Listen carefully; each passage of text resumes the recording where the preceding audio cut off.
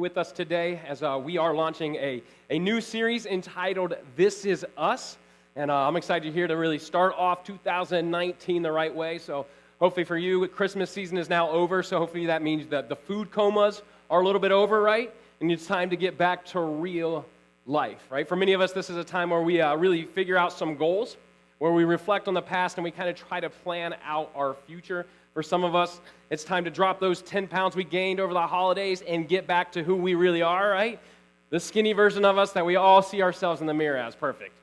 And for some of us, though, it's just time to reflect and get back to ourselves. And last week, Caleb had an amazing message where he shared talking about mirrors and how we look back to ourselves and how we look at ourselves, but not only that, how God looks at us as well.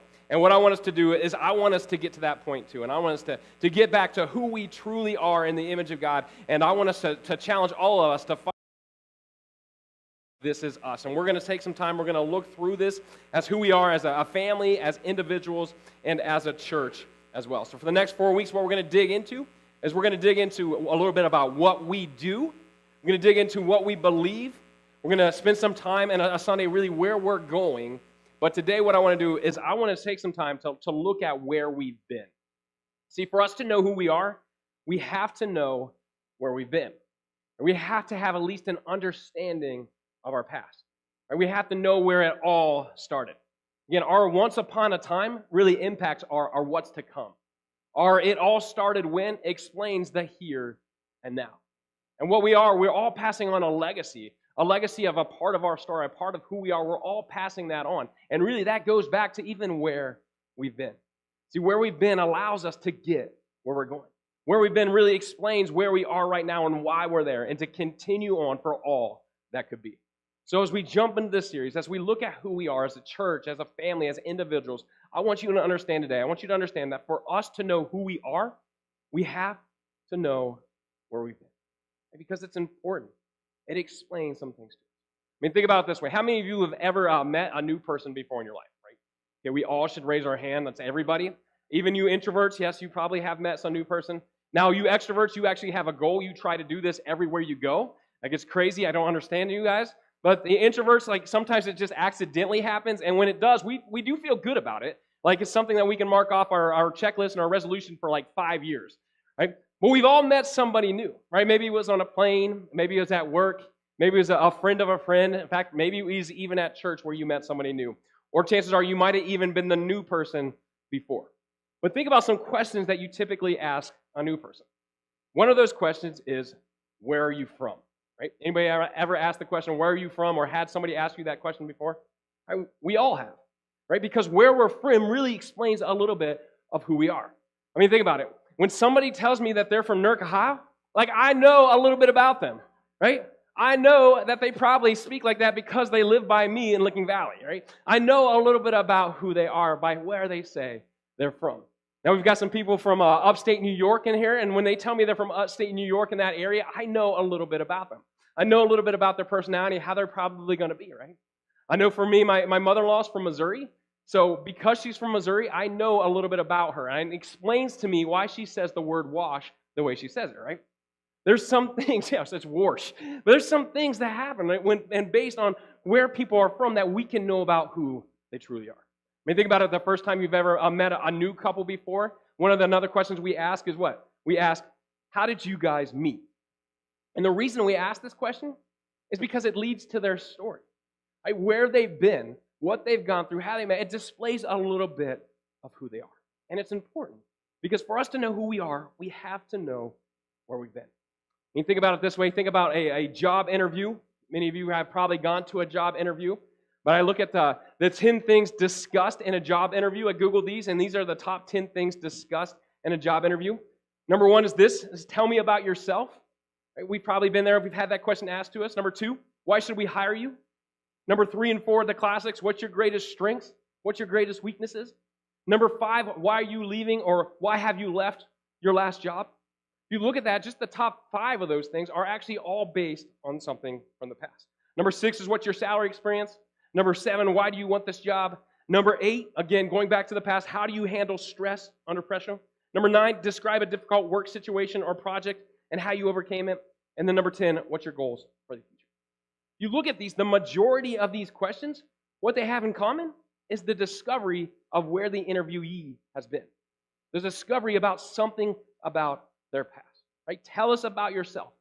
Tell us your story. Tell us where you've been. Tell us what you've gone through, right? What's your greatest strengths and weaknesses? Listen, we know our greatest strengths and weaknesses based on what we've gone through, based on our past, right? Why are you leaving this job? Again, why did you do this? Why are you going through this? What happened here? Right? How did you handle stress? Right? Describe a difficult situation. Describe something, explain something from the past. See, the past and what we go through, a little bit of our story explains why we are where we are right now. It explains our story. For us to know who we are, we have to know where we've been. And we actually see this principle in Scripture as well. In fact, it goes all the way back to the Old Testament. And what we're going to do is we're going to read a portion of this in Deuteronomy chapter 4, verses 9. So if you have your Bible, I challenge you to download the YouVersion Bible app. It's an incredible resource to take with you wherever you go. And listen, maybe for you, maybe one of your goals for 2019 was to read the Bible more. Listen, the Bible app is an incredible way to do this. There's different plans, there's different devotionals that can keep you going through it and keep you steady and consistent with it as well. There's even a full year plan where you can read through the Bible in a year as well. But I challenge you to download this. But in this passage of Scripture in Deuteronomy, Moses is challenging the Israelites to remember some things from the past, to remember some things that God had taught them, to remember some lessons that they had gone through and that God had taught them. And it says this.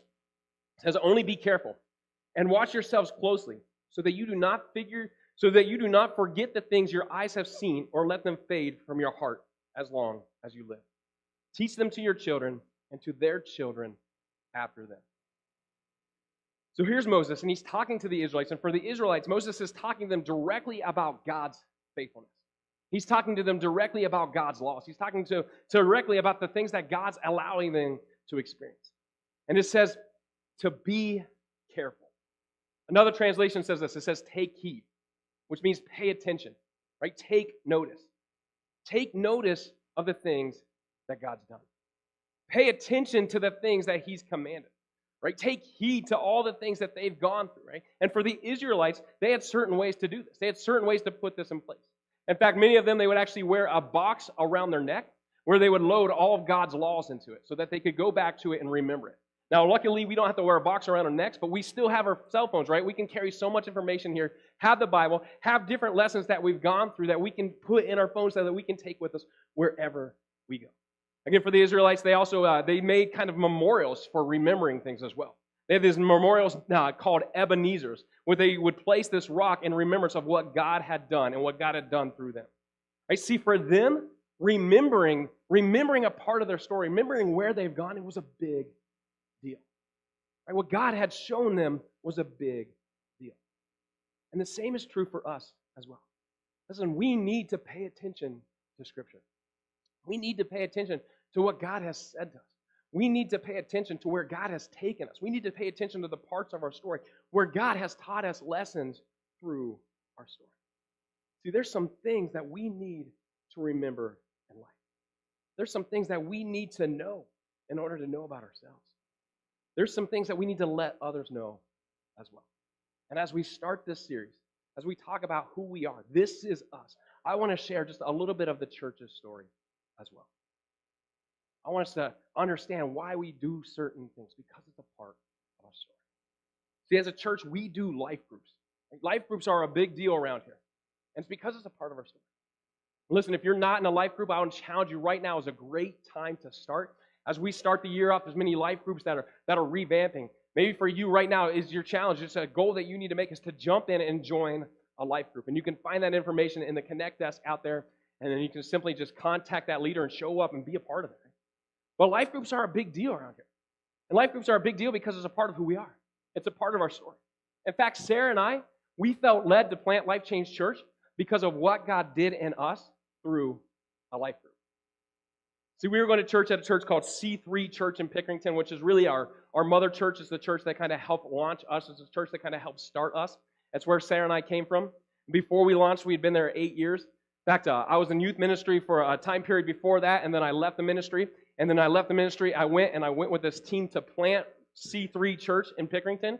I was part of just a team. I wasn't paid, just part of the lay people there. went as part of this team, and then we've been there for 8 years, and we did everything there. We served in so many different capacities, ushers, greeting, cleaning toilets. I served on their board. And then at one point, though, we started leading life groups, and then we became the coordinators for life groups, which means we oversaw some coaches for life groups, which they oversaw the leaders for life groups. It was kind of a bigger church, so we were doing all this. And as we're doing this, we're driving back and forth to Pickerington, and then we just felt led that, you know what? Instead of going to Pickerington all the time, maybe we should start a life group in Newark. Now, there wasn't a lot of people that were driving to Newark or to C3 from Newark, so we decided, well, let's just start it with our friends and family. We'll just make our own life group. It works. It's fine. We'll still go to church there. We're still totally involved there. But we started this life group with really just some of our friends and family. And as we're doing this, we saw this need. We saw this need, this community for real relationships that draw us closer to God. So we're going through this, and we just felt God tugging on our heart. And I didn't really say anything to my wife. I was just kind of keeping it to myself, and there were some other confirmations that were going through there. I felt like, oh man, I'm supposed to plant a church? Like, this is kind of crazy. Like, we have 2 young kids. This isn't the right time. We still have a house payment. Like, all this is going together. Like, God, I don't know if you've got the right person yet or not. So I kind of kept it to myself. But as we continued to lead this life group, God continued to speak, and there was continued confirmations, so much so that one day when Sarah and I were driving, I had to break the news to her. I had to look to her, and I said, listen, I think we're supposed to plant a church in Newark. And then she looks right back at me and says, yep, we're supposed to. I'm glad you finally listened, right? No. So we did that. So we began thinking about that. We went back, and then we actually, by that time, our life groups had kind of grown into 2 life groups. And we told the life groups about that. And then there was a number of people that were scared to death and said, okay, I'm out of your life group. I'm out. Like, right? So we're like, oh, great, good start. But some others bought into it. And then they started inviting more people. So the life groups grew, and that eventually became what was known as our launch team and how we started the church. Right? Life groups are important because it's a part of our story. What's incredible about life groups, too, is they lead to some amazing relationships. Right? And relationships are a big deal at LifeChange Church because it's a part of who we are. Right? We like to connect with people. Right? We want to dig deep. We want to do life together. We want to have fun with people together. So relationships and fun are a big deal. In fact, when we started the church, once a month, we'd actually have everybody come to our house, and we'd get in the backyard, and we'd do these things called Connect Hangouts. Guess what? We still do those now. Now, we've grown to the point where everybody can't fit in our backyard, but we still do Connect Hangouts once a quarter because we value fun. Right? We want to have relationships. We want to give opportunities for people to build relationships. This is why we did the movie night in December. This is why we did the bonfire in the fall. This is why we do these things, because it's a part of our story. Listen, part of our story is family and kids. We value kids. We value kids big time around here because it's who we are. It's a part of our story as a church. Listen, there were some services that when we first started where there was actually more kids than adults. Right? That's crazy. But it's a part of who we are. It's part of our story. Families are huge around here. This is why kids' life is so important to us. This is why we put money to revamp the kids' life's room. This is why we put money into putting the best curriculum out there so that your kids can grow closer to God. Or we have this orange curriculum where your kids are learning some incredible things. And in some way that's speaking directly to them. In fact, there's even an app out there called the Parent Q app that you can get so that you can go through and you can learn with your child throughout the week together. It's an incredible thing. We value kids. We value kids even giving back and serving as well. That's why this month they're actually going and they're partnering up with doing a food drive this month. So if you want to, you can be a part of that. At the beginning entryway, there will be a basket where you can bring in food for the next few weeks to help the kids give, because it's something we value. Right? We value kids. We value students. That's why Student Life has their own building, and they actually have a service going on right now while we're here. Listen, just so you know, most churches don't do that. They give them their own separate time. Say you stay over here, whatever. No, we do that right now because we value students. We value what they're going through. We value the fact that they can learn in an atmosphere that's designed and geared for them. It's a part of who we are. Listen, serving is a part of who we are. You've probably been here before. You've heard me talk about it. You've probably gotten sick of me talking about it. But serving is a part of our story. Listen, when we started, it was all hands on deck. Like if you breathe, you served. And we couldn't do it any other way. Like that's a part of who we are as a church. We serve. We give.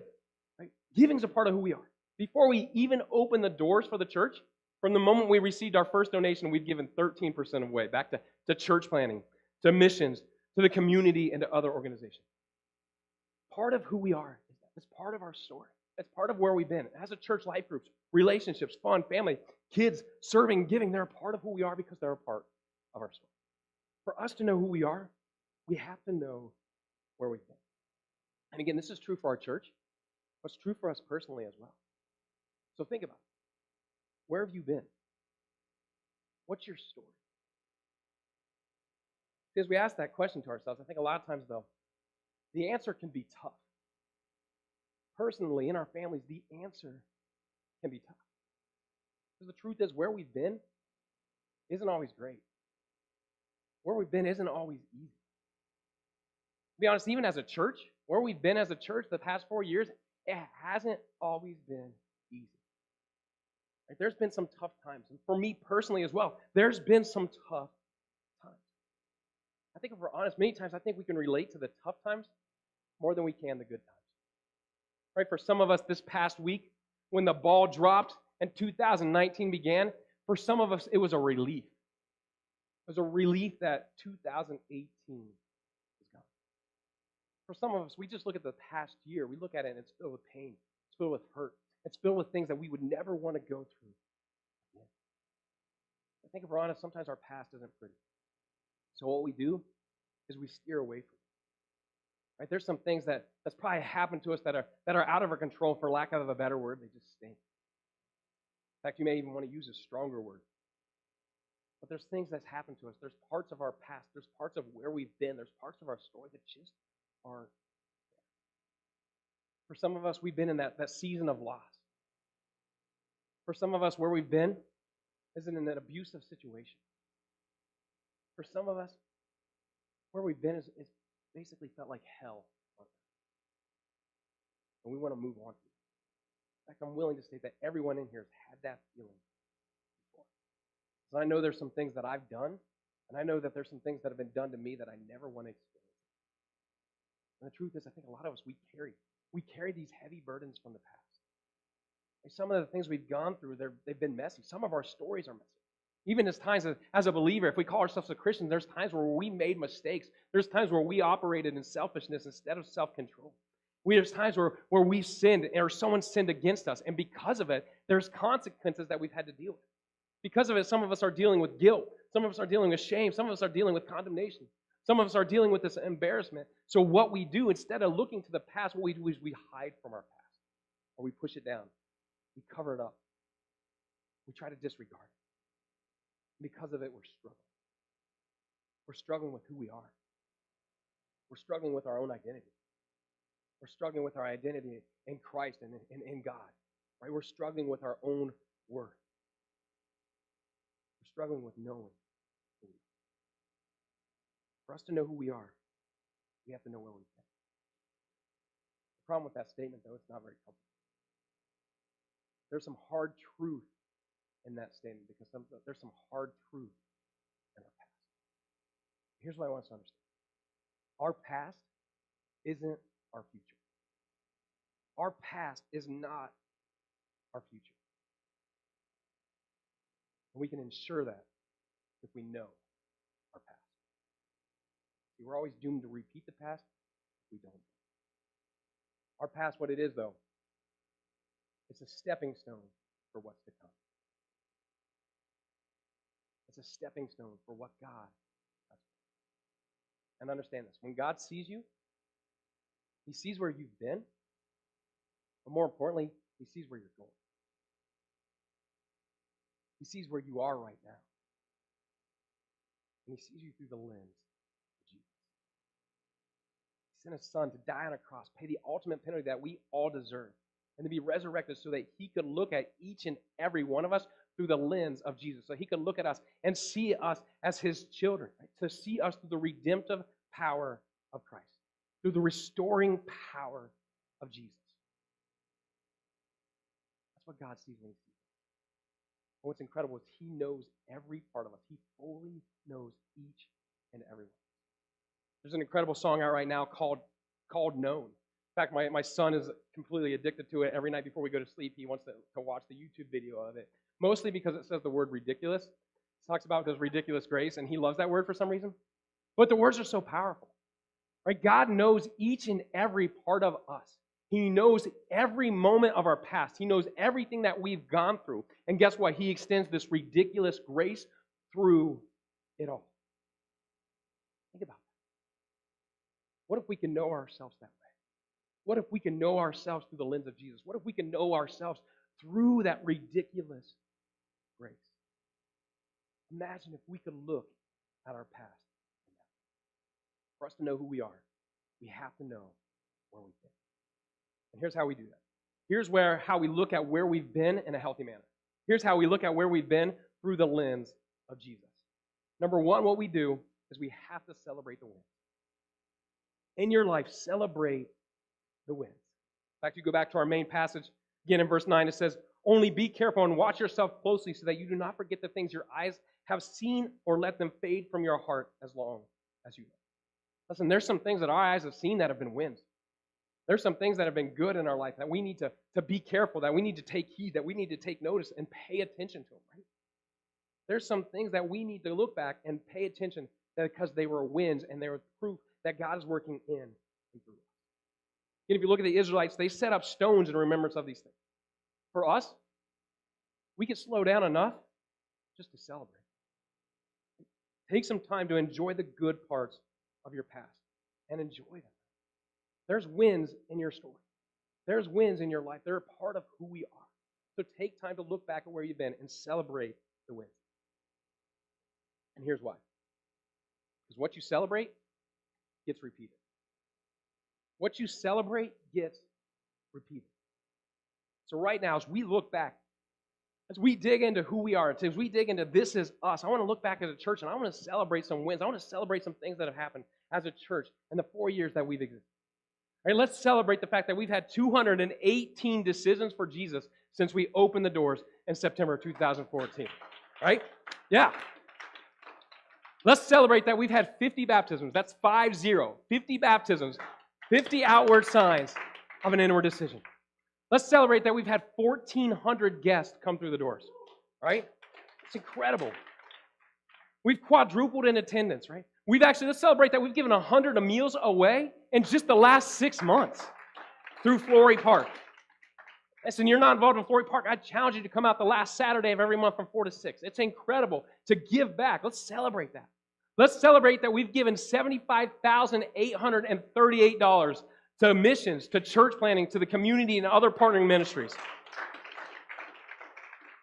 I had to look at that number twice. I'm thinking, that's crazy. That's how much we've given away, right? There's people that our lives are changed, not just because of inside this walls, but outside of it because we've given it away. We need to celebrate that. Let's celebrate the fact that there's been marriages started within this church.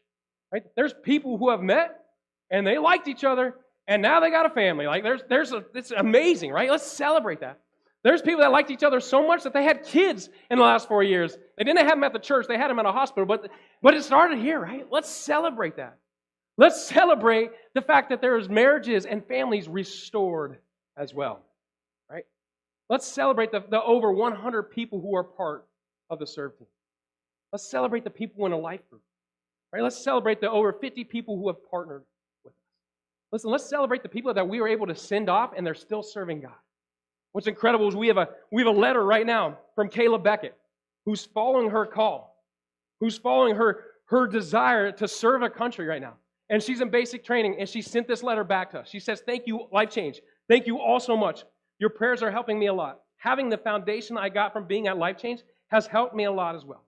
I'm so thankful for all your guys' support and love. You are all like my family, and no one can do this without the love and support from their families. This is one of the hardest things I've ever been through, but I know I can get through it because every one of you gave me your love and support. So again, thank you very much. My parents will keep you updated as they possibly can, but I'll try to write again soon."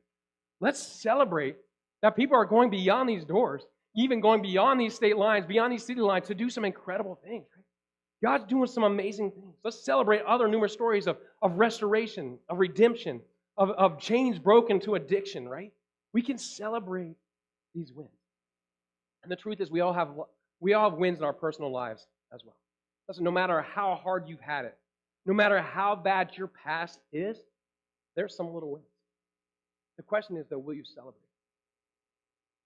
I love the psalmist's proclamation in Psalm 89:1. He says, "I will sing of the Lord's great love forever. With my mouth I will make your faithfulness known through all generations. Another translation says, I will sing of the Lord's mercies forever. The truth is, we experience His mercy, and it's new every single morning. We experience His love every single day. The question is, will we sing about it? Will we celebrate? Or will you look back and celebrate the win? Maybe for you is the win that there's some relationships that are still in existence. Right? Maybe it's a marriage. Maybe it's hanging on a thread, but I'll tell you what, celebrate that thread. Because that's a win. It's still hanging on. Keep pressing on. You can do it, right?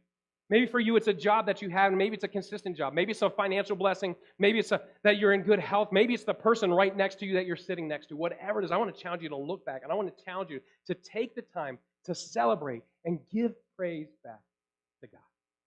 Acknowledge His goodness. Right? For us to look back at where we've been, we've got to celebrate the win. And then number two is we have to learn from the hardships. Learn from the hardships. Again, as we look back, for some of us, maybe the wins are harder to find because the hardships are more apparent. As we look back, maybe it reminds us of those tough seasons, those mistakes. But I want to challenge you to learn from them. Again, understand this. Our past doesn't define our future if we learn from the mistakes, if we learn from the hardships. So I want to challenge you, don't just repeat them, but learn from them. Don't just dwell on them, but learn from them. Learn from your hardships. And again, yeah, they can slow us down. Yeah, they can even stop us in our tracks sometimes. But they can also cause some incredible growth if we do, if we learn.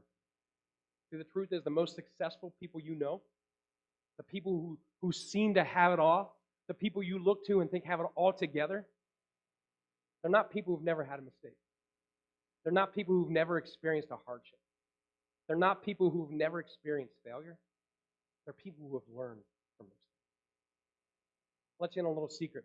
There's no such thing as an overnight success, but rather people who have learned from their hardships in an incredible way. Right? That person that you look to that thinks arrived, I can guarantee you, behind the scenes, there have been struggles.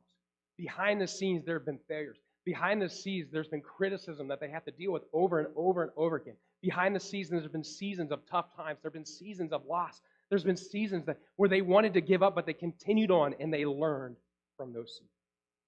I want to challenge you. I want to challenge you to do the same thing. Learn from your hardships. Listen, as we look at the story of us as a church, we've had some hardships. We've had some losses. We've made some mistakes. We've had 14 guests come through the doors. You don't see 1,400 people there. We've also had people walk out the doors as well. Let's be honest. We've had people who are my friends, who I care about, who I love, that have walked out the doors and it personally stung. And as a church, it's stung as well. Right? We've experienced it. Listen, as a church, we've made mistakes. In our first building, the auditorium, the sanctuary, seated 400 people, but had space for 5 infants, 10 preschoolers, and parking for 35 cars. Let me just tell you something. Church planning, that math is not smart and it doesn't add up. And I said we had more kids than adults sometime, right? It created a very awkward feeling sometimes. It was some failure right in our face, right? We made some mistakes. In the beginnings, there were times where we ran thin financially, right? In fact, we almost ran out of funds. We had to make some hard decisions because of it. Let me be super honest. As a leader, there have been times I've failed. There's been times that I've made mistakes. Right? There's been times where I pushed too hard and burned people out. There's been times where, as a leader, I didn't operate with grace and I didn't necessarily look like Jesus. Right? There's been times where I fell into the comparison trap and it left me down. It left me kind of bummed. It left me kind of depressed about what something's going on over there, and I was actually envious of somebody else's blessing without looking at the blessing that God was already given. Right? There's been times I've done that. There's been times we've made mistakes. There's been times we've had hard times. But here's what I know. We continue to learn from it. We continue to try to learn from the mistakes as well. It's not something we dwell on, but it's something that keeps us moving forward as we continue to push forward and press on. I love the verse that Sarah read today during worship, Philippians 3:13 through 14. It says, brothers and sisters, I do not consider myself yet to have taken hold of it. But one thing I do, forgetting what is behind and straining toward what is ahead, I press on for the goal to win the prize for which God has called me heavenward in Christ Jesus. Listen, the truth is, we might not have a hold of it all. We might not have some answers. There may be some failures. There may be some mistakes in our past. Right? There may be some seasons that are unexplainably hard. But we need to learn from them. We need to move past them and continue to press on. Continue to strain ahead. See, when we learn from the hardships, it brings us closer to the prize. So think about it. What's something that you need to stop dwelling on and start learning from? Maybe for you, maybe as you look back at your past, maybe to look through your past with the lens of Jesus and to do it in a healthy manner, maybe it's to change the questions you have about your past. Instead of asking why, maybe you need to ask what. Instead of asking, why did this happen, or why did I go through that, or why did I make that mistake, or why would God allow this? What if we just asked what? What do you want me to learn from this, God? What were you trying to show me through it all? I want to challenge you. I want to challenge you to learn from your hardships. For us to truly know who we are, we have to learn from our hardships. And then number 3 is to share your story. We need to share, right? We need to share our past. It means the good, it means the bad, it means we need to share our wins, it means we need to share our losses. We need to share the lessons that we've learned. Like, we need to share it all. Like, share your story. Again, Deuteronomy 4:9 says, teach them to your children and to their children after them. Right? Pass it along. That's the legacy we leave, and we only leave it if we're willing to share. Listen, as a church, this is part of who we are. We share. Right? In fact, we're networked in with some other church planting organizations. And because of that, we've been able to walk with numerous church plants to teach them from our mistakes. Right? I think some of these planners look at me and like, man, you made a lot of mistakes. How are you even in existence? But the truth is, I want to share their mistakes so that they can continue to learn. Right? I want to share the lessons we learned. I want to share some wins with them as well so that we can lead them to the same. In fact, this last year, I was able to walk with 5 church planners who are in the process and sharing things. And I shared stories. Listen, they haven't got a building yet, so I was able to share from our mistakes on the building we chose and the fact that space does make sense. Space matters. I had to share some of these things. I shared some of the hard lessons that we've learned. And the truth is, we have to do this in our stories as well. We have to do this in our personal lives as well. So think about it. What's the greatest victory you've ever experienced in your life? Now I want you to ask yourself, have you shared it? Have you shared it with your kids? Have you shared it with your family? Have you shared it with your friends? Now, what's one of the seasons that was the hardest for you to go through? What have been some of your greatest struggles? What have been some of your greatest mistakes? And what are some of the lessons you learned? Have you shared those? Have you shared those with your kids? Chances are they're going to repeat it if you don't share. Have you shared those with your family? Have you shared those with your friends? Listen, there's probably somebody in this room that's going through something you've already gone through. And they're just waiting for somebody to share so that they know they're not alone. We're called to share our life. We're called to share our wins, our losses, the lessons. We're called to share our story. For us to know who we are, we have to know where we've been. I want to challenge you to live this out this week. I want to challenge you to live this out in 2019. I want to challenge you to look back at your story in a healthy way by celebrating your wins, learning from your hardships, and sharing with others. If you would, pull out your connection card in the seat back in front of you. Maybe you're here today. Maybe as I'm speaking, maybe for you, maybe you've never celebrated the fact that Jesus came, lived a perfect life, died on a cross for you. Maybe you never celebrated that God wants to be connected with you through the commitment that you make through Jesus Christ. If you're here today and you've never done that, or maybe you did but you walked away, I want to give you that opportunity. If you're here today and you want to make a commitment to follow Christ, check mark that first box on the back of that connection card. Check that first box. And then believe that God gave His Son for you. And then receive His forgiveness and receive Him as your Lord and Savior. Maybe you're here today. Maybe God's asking you to do something different in life. Maybe for you, maybe you've kind of been a negative Nelly. You've always looked at your past. You've always looked at your history. And it's always kind of looked at it and thought down of it. You thought it was something terrible. But maybe there's some wins in there that you never looked and you've overlooked. And it's time to celebrate. So I want to challenge you. Celebrate those wins. Maybe for you, maybe God's asking you to learn from your past. Maybe you've just been going through this cycle of repeating the mistakes, but now it's time to go back and actually slow down, look at them, find the lessons, and learn from them. Maybe for you, it's time to start sharing. Maybe it's time for you to join a life group and share your life with others and start sharing your story. So whatever it is, I challenge you to write it out and live it out. If you would, take this time to respond and get any tithes or offerings ready, and then Daryl will be up with the next steps.